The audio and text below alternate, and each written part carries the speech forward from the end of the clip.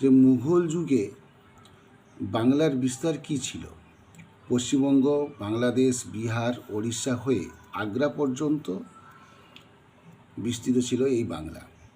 বর্তমানে এত সংকীর্ণ বা শীর্ণকায় বাংলা ছিল না।